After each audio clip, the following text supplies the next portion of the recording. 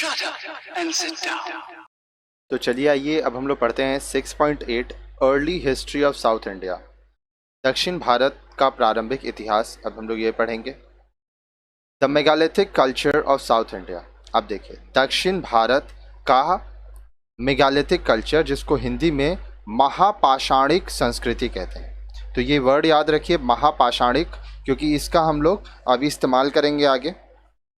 The Neolithic phase of South India, which was highlighted by the use of polished stones, axe and blade tools, was succeeded by the megalithic culture 1200 BC to 300 BC।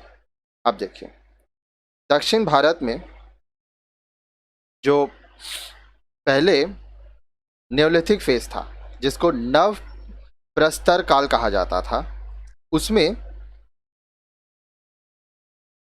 Polished stone x कुल्हाड़ी और blade tools धारदार हथियार का प्रयोग किया जाता था। ठीक है, अब इसके बाद ये जो कल्चर है ये इसमें बदलाव आया। वह बदल कर मेगालिथिक कल्चर, जिसको महापाषाणिक संस्कृति कहा जाता है, वो अस्तित्व में आई। और ये कब से कब तक हुआ? 1200 ईसा पूर्व से लेके 300 ईसा पूर्व तक। मेगालिथ्स व tomb spots consisting of burials or graves covered with huge mega stones। अब देखिए मेगालिथ महापाषाणिक जो थे वो विशाल पत्थरों के साथ दफन किए जाते थे तथा उनके कब्र को गुंबद के रूप दिया जाता था और बड़े बड़े पत्थरों से उसको ढका जाता था। There were in most cases located outside the settlement area. आमतौर पर जहाँ पर ये लोग रहते थे, इनका जो निवास स्थान था, उससे दूर ही कहीं पर ये कब्र बनाते थे, दफनाते थे। The megalith burials have yielded the first iron objects from south India. अब ये जो महापाषाणिक लोग थे, जब इनको दफन किया गया था तो खुदाई के दौरान महापाषाणिक दफन स्थलों ने दक्षिण भारत में सबसे पहले लौह पदार्थ के बारे में जानकारी दी। यहाँ पे पता चला कि जो दक्षिण भारत में लौह पदार्थ का इस्तेमाल होता था, लोहा का इस्तेमाल होता था। Besides the use of black and red ware pottery was also a distinctive feature of the megalithic people. अब इसके साथ साथ काले और लाल मिट्टी के बर्तन महापाषाणिक जो सभ्यता के लोग थे वह इस्तेमाल करते थे। These megaliths have been found in large number from the Nagpur area in Maharashtra in north to the southern tip of Indian Peninsula। अब यह जो महापाषाणिक जो हम लोग बात कर रहे हैं बर्तनों के बारे में, जो चीज़ें थीं, वह महाराष्ट्र में नागपुर के उत्तर से लेकर भारतीय प्रायद्वीप इंडियन पेनिनसुला के दक्षिण बिंदु तक बड़ी संख्या में खुदाई के दौरान पाए गए। Prominent sites that have yielded megalith graves included Brahmagiri, Maski Karnataka, Adichanallur Tamil Nadu and Junapani near Nagpur Maharashtra. महापाषाणिक जो सभ्यता थी, जो संस्कृति थी, उसके महत्वपूर्ण स्थान रहे हैं ब्रह्मगिरी, उसके बाद कर्नाटक में मस्की, तमिलनाडु में आदि चल्लानूर, उसके बाद महाराष्ट्र में नागपुर के निकट जूनापनी। ठीक है, तो यहाँ पे भी काफ़ी सारे अवशेष मिले, काफ़ी जानकारियाँ मिली। आगे देखिए, आगे बोल रहा है identical iron tools have been found universally from all the megaliths grave. लोहे के औजार सभी महापाषाणिक कब्र में पाए गए थे और वह एक जैसे थे।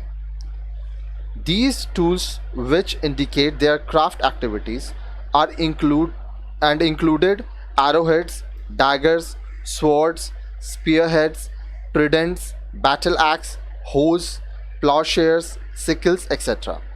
अब ये जो औजार थे, ये औजार उनकी शिल्प गतिविधियों, क्राफ्ट एक्टिविटीज़ के बारे में बताती थी और इनमें मुख्य थे तीर का सिरा, कटार, तलवार, त्रिशूल, कुल्हाड़ी, हसिया, कुडाल, हल इत्यादि. These artifacts, along with the food grains such as wheat, rice, etc., found at various megalith sites, indicate that megalith people followed for their livelihood agro-pastoral and hunting activities. अब देखिए, बोल रहा है ये जो औजार मिले थे, इन औजारों के साथ महापाषाणिक स्थानों में अनाज मिले, जैसे चावल, गेहूं की उपलब्धता की भी संकेत मिलता है. ये भी पता चला कि उस समय गेहूं, चावल ये भी थे. और बोल रहा है कि जो महापाषाणिक वंशज थे, ठीक है, पीपल, वो जो अपनी आजीविका के लिए, जीने के लिए खेती बाड़ी करते थे, साथ ही साथ शिकार भी करते थे. The megalithic period in south India was followed by the Sangam age. दक्षिण भारत में महापाषाणिक सभ्यता के बाद संगम काल प्रारंभ हुआ. अब हम लोग संगम काल के बारे में देखेंगे. अब देखिए, इससे पहले कि संगम काल हम लोग स्टार्ट करें, आइए मैं आपको कब्र दिखाता हूँ. ये देखिए, ये है मेगालिथिक ग्रेव्स. इस तरह से कब्र होते थे. तो आइए मैं आपको कब्र दिखाता हूँ. अब देखिए, ऊपर वाला देखिए, यहाँ पे आप देख पा रहे हैं. ये देखिए, ये एक कब्र है, यहाँ कब्र है, ये कब्र है, ठीक है, ये सब आप देख पा रहे हैं. बीच में यहाँ पे बहुत सारा आपको सामान नज़र आ रहा होगा. देखिए, साइड में बड़े बड़े पत्थरों से इसको ढका गया और इसको पूरे गुंबद की तरह रखा गया था. ये तो जब खुदाई हुआ तो उसके बाद इसका मुंह खोला गया. साइड से ये कुछ इस तरह का आपको नज़र आएगा, ठीक है. बीच में यहाँ पे बॉडी रखा जाता होगा और यहाँ पे पूरा ईंटा से इसको कवर किया जाता होगा. ये बड़े बड़े पत्थर थे. तो इस तरह से कब्र होता था. आइए अब हम लोग संगम एज के बारे में बात करेंगे. संगम काल, the Sangam age. The Sangam age refers to that period in the early history of South India when large number of poems in Tamil were composed by a number of authors. संगम काल से दक्षिण भारत के आरंभिक इतिहास, early history of south India के बारे में पता चलता है, जब तमिल में जो कवि थे, तमिल कवि, उनके द्वारा बड़ी संख्या में तमिल कविताओं की रचना की गई थी. The term Sangam refers to an assembly or meeting together of Tamil poets. अब देखिए, ये जो संगम शब्द है, इससे कवियों के मिलने, एक साथ आने के बारे में पता चलता है. संगम क्या होता है? मिलना. Traditionally 3 Sangam or assemblies are believed to have been convened one after another. परंपरागत रूप में ये जो संगम हुए, ये एक के बाद एक 3 संगम हुए थे. All the 3 sangams took place at different places under the patronage of the Pandya kings of Madurai. अब सभी तीनों संगम जो हुए थे वो कब हुए थे? सभी तीनों संगम मदुरै के जो शासक थे, पांड्य शासक, उनके संरक्षण में अलग अलग जगह पे हुए थे. Poems with in the Sangam literature were composed of 2 broader themes of love and war. देखिए, संगम साहित्य में जो कविताएं हम लोग को मिली वो 2 विषयों पे थी, ठीक है. वो जो 2 विषय वस्तु थे वो थे प्रेम और युद्ध. It was later put together in 8 collection called इत्तोगोई. बाद में इनको इत्तोगोई नामक 8 संग्रह में, कलेक्शंस में डाल दिया गया. This literature is believed to have been composed between 300 BC and 300 AD. अब यह जो साहित्य है, इस माना जाता है कि यह 300 ईसा पूर्व से 300 ईस्वी तक का है.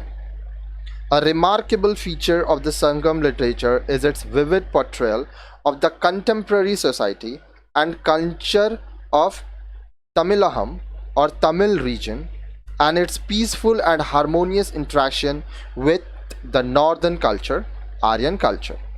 अब इस साहित्य में ये एक बात पता चलता है कि उस समय का तत्कालीन समाज कैसा था, उसके वर्णन किए गए हैं। साथ ही साथ आर्य सभ्यता के साथ किस तरह से एक अच्छे रिश्ते थे उसके बारे में भी जानकारी मिलती है। आगे देखिए, आगे बोल रहा है Tamilakam stretches between the hill of Tirupati and the tip of Kanyakumari. Tamil क्षेत्र तिरुपति की पहाड़ियों से लेकर कन्याकुमारी की छोर तक फैली हुई थी।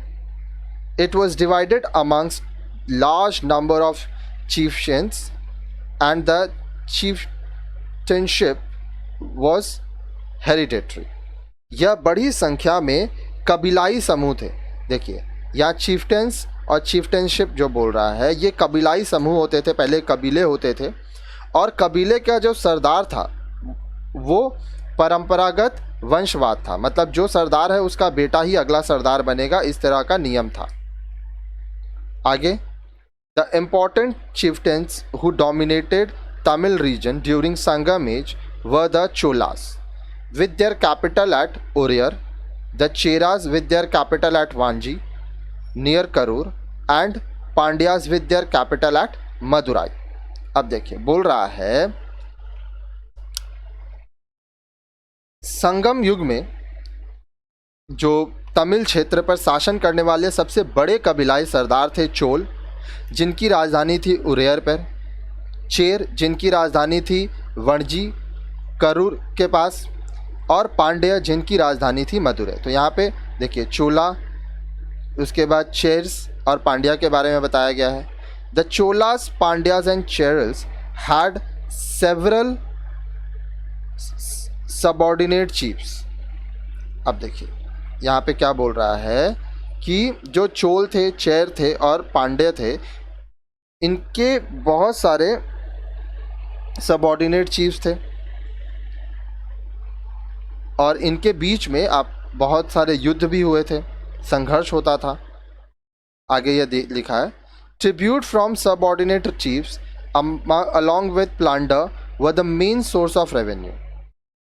अब देखिए जो सबऑर्डिनेट चीफ्स थे उनसे मिलता था, जो कर मिलता था, जो पैसा मिलता था, उससे रेवेन्यू आता था, राजस्व आता था। There were frequent conflicts between Cheras, Cholas and Pandyas. It gave large scope to the Sangam poets to compose poems on war. Chola, Chera तथा पांड्यों में बार बार संघर्ष होता था।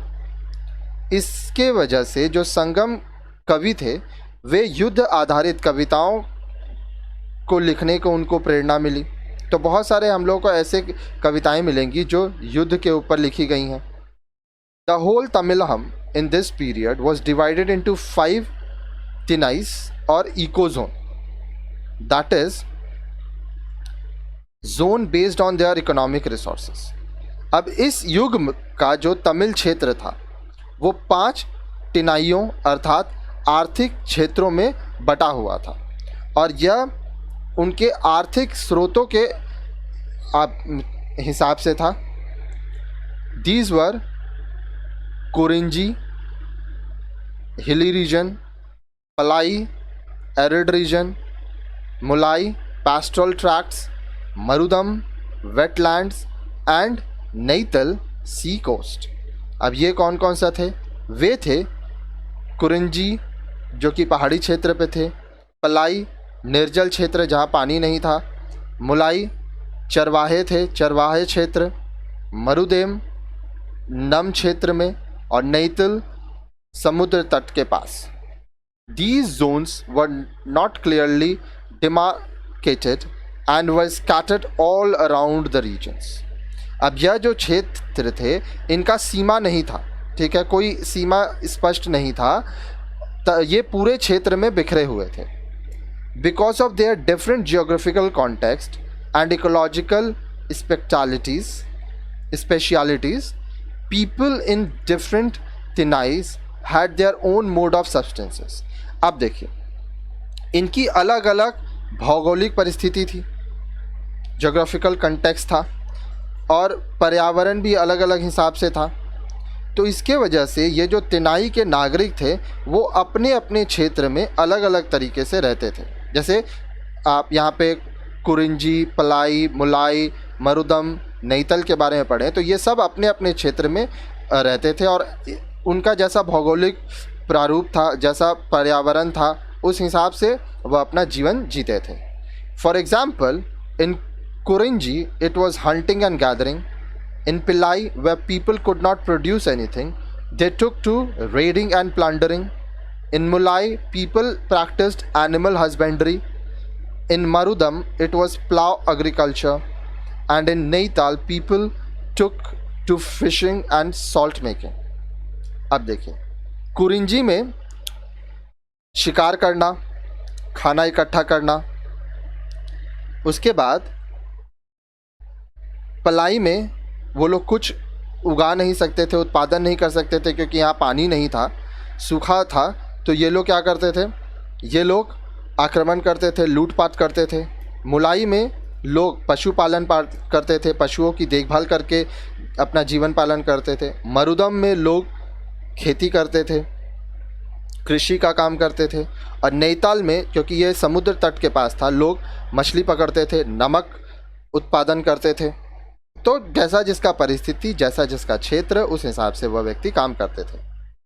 दो the concept of varna was not known, social classes in the Sangam period were not marked by higher और lower rankings as in north India. अब देखिए, हालांकि वर्ण व्यवस्था, कॉन्सेप्ट ऑफ वर्ण, इनके बारे में उनको कोई ज्ञान नहीं था। इसके बावजूद जो उत्तर भारतीय थे वो भारतीयों की भांति संगम काल में भी समाज के वर्ग को उच्च अथवा निम्न श्रेणी में नहीं पहचाना जाते थे।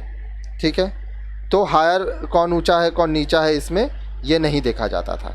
For example, Brahmans were present in the society and they performed Vedic ceremonies and sacrifices and also act as advisors to the chief, but they enjoyed no special privileges.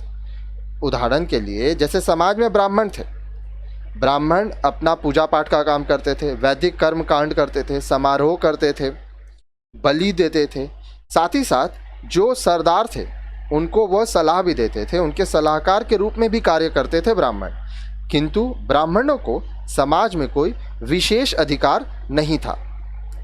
People were known on the basis of their occupation they followed, such as artisans, salt merchants, textile merchants etcetera.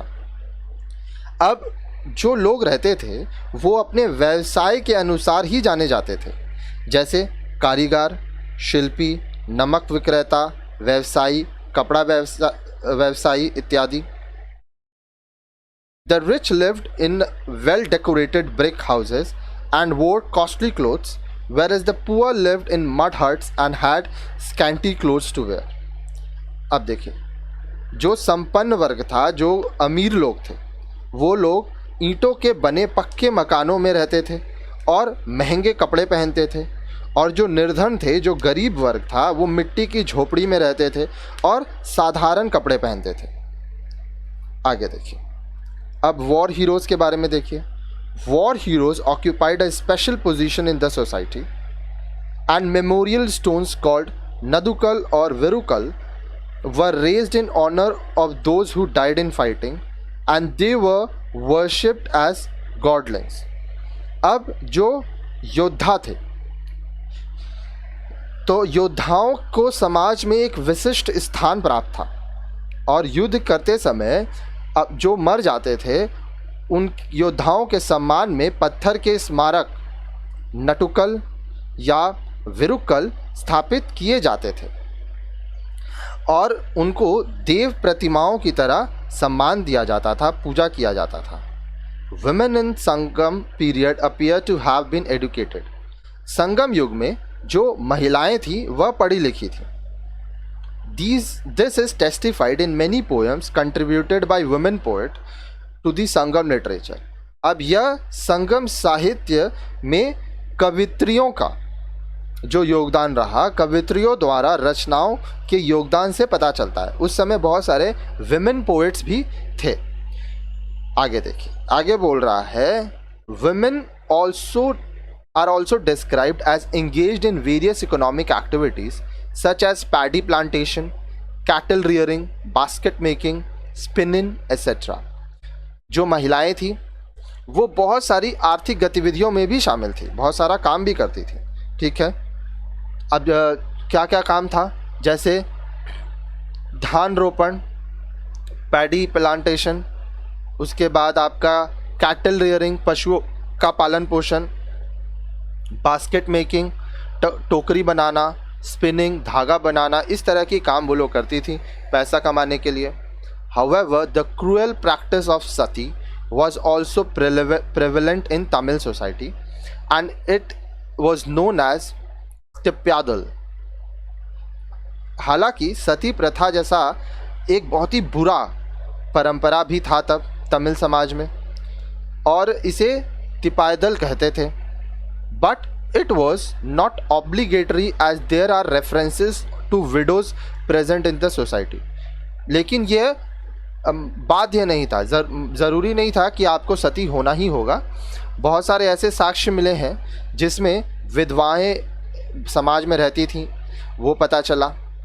However, their position was miserable as they were prohibited to decorate themselves or participate in any form of amusement. लेकिन उनकी स्थिति बहुत ही बुरी थी क्योंकि उन्हें साज श्रृंगार, खुद को कुछ साज श्रृंगार करना ये अलाउड नहीं था। साथ ही साथ जो आमोद प्रमोद में होता था, कुछ अम्यूज़मेंट हुआ, कुछ फंक्शन हुआ, इन सब में वह भाग नहीं ले सकती थी। The people were engaged in various economic activities such as agriculture, crafts and trade. उस समय जो लोग थे वो बहुत सारे काम करते थे। वो कृषि का काम करते थे, खेती बाड़ी करते थे, क्राफ्ट, ट्रेड, ये सब भी वो लोग काम करते थे।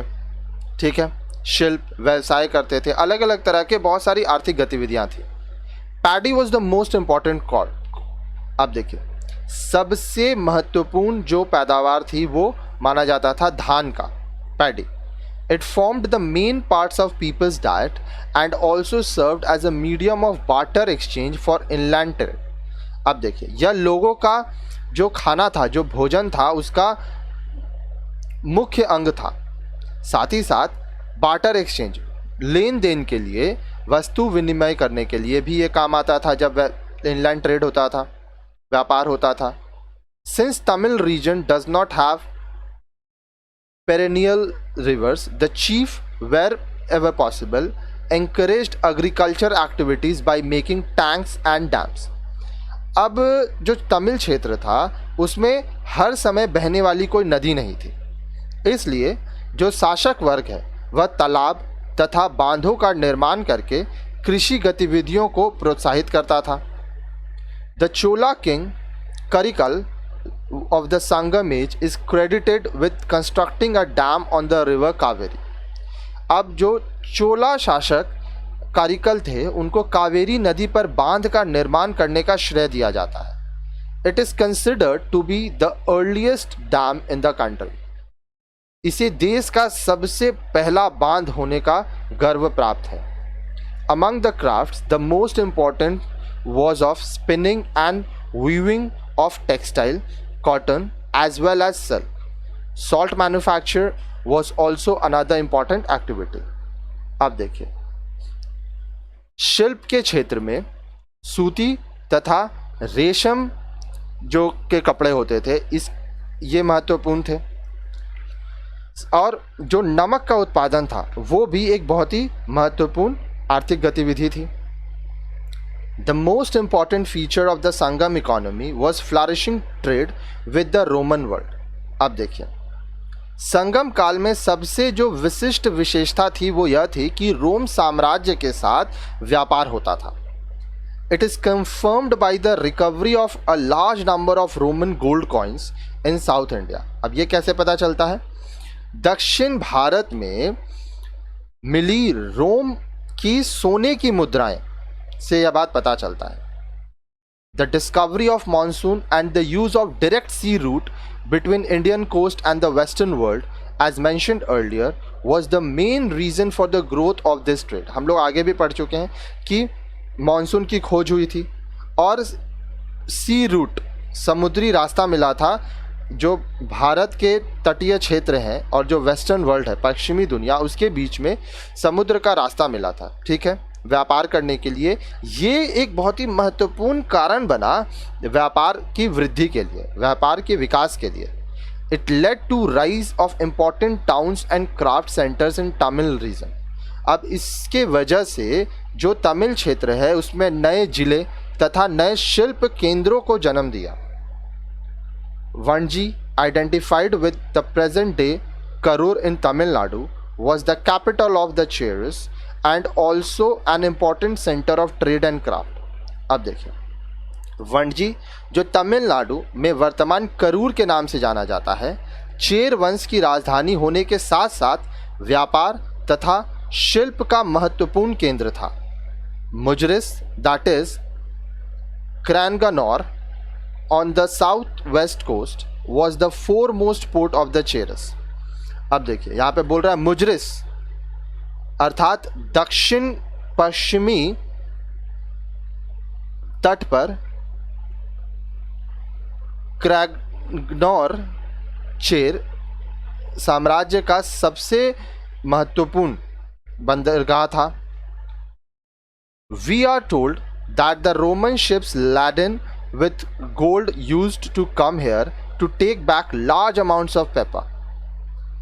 हमें यह बताया जाता है कि सोने से लदे रोम के पोत यहाँ आते थे, शिप्स आते थे और बड़ी मात्रा में काली मिर्च ले जाते थे। Madurai, the capital of Pandyas, is described in the Sangam poems as a large city enclosed by wall. अब देखिए मदुराई जो कि पांड्यों का कैपिटल था, तो जो संगम पोएम्स है उसमें बताया गया कि ये बहुत बड़ा शहर था, ठीक है, जो कि दीवारों से पूरा घिरा हुआ था। It was an important centre of fine textile and Ivory working. यहाँ पर बहुत ही अच्छे किस्म की कपड़े मिलते थे और हाथी के दांत के केंद्र थे ये। Korkai in the Tirunelveli district of Tamil Nadu was an important Pandya port. अब देखिए तमिलनाडु के तिरुनेलवेली जिले में स्थित कोरकेई पांड्यों का एक प्रमुख बंदरगाह था। It was famous for it pearls. वह अपने मोतियों के लिए प्रसिद्ध था। Uraiyur, Tiruchirappalli in Tamil Nadu, the capital of the Cholas, was a grand city with magnificent buildings. अब देखिए बोल रहा है चोल वंश की जो राजधानी थी उरैयर, तमिलनाडु में तिरुचिरापल्ली, वैभवशाली बहुत ही बड़े बड़े बिल्डिंग्स, भवनों वाली भव्य नगरी थी। इसमें बहुत बड़े बड़े बिल्डिंग्स थे। कावेरी पत्तिनम और Puhar was the main of Chola ports. अब देखिए जो चोल थे, चोलों का प्रमुख बंदरगाह केवरीपट्टनम अथवा पुहार था। The Sangam poems refer to the busy markets guarded by soldiers. Sangam कवियों ने बाजार को सैनिकों द्वारा सुरक्षित बताया है। In the field of religion, Sangam period witnessed a close and peaceful interaction between north Indian and south Indian tradition. धर्म के क्षेत्र में संगम काल में यह पाया गया कि उत्तर भारतीय तथा दक्षिण भारतीय परंपराओं के बीच, संगम काल के लोग और उत्तर और दक्षिण भारतीय परंपराओं के बीच शांतिपूर्ण तथा निकट संबंध थे। The brahmins who performed religious ceremonies popularised the worship of Indra, Vishnu, Shiva in south India. धार्मिक कर्म कांड करने वाले, पूजा पाठ करने वाले जो ब्राह्मण थे, उन्होंने दक्षिण भारत में इंद्र देवता, विष्णु देवता और शिव देवता की पूजा पाठ को लोकप्रिय बना दिया। There are also references to the presence of Buddhists and Jains in Tamil region. Jain तथा बौद्ध भिक्षुओं के भी तमिल क्षेत्र में अस्तित्व के प्रमाण मिले। The local people, particularly those of the hills, worshipped a deity called Murugan, which in northern India came to be identified with Kartikeya, a war of God. अब देखिए, जो स्थानीय लोग थे, खासकर वो जो पहाड़ी क्षेत्र में रहते थे, पहाड़ों पर निवास करते थे, वह मुरुगन नामक देवता की पूजा पाठ करते थे, जिसे उत्तर भारत में युद्ध के देवता कार्तिकेय माना जाता है। आगे देखिए।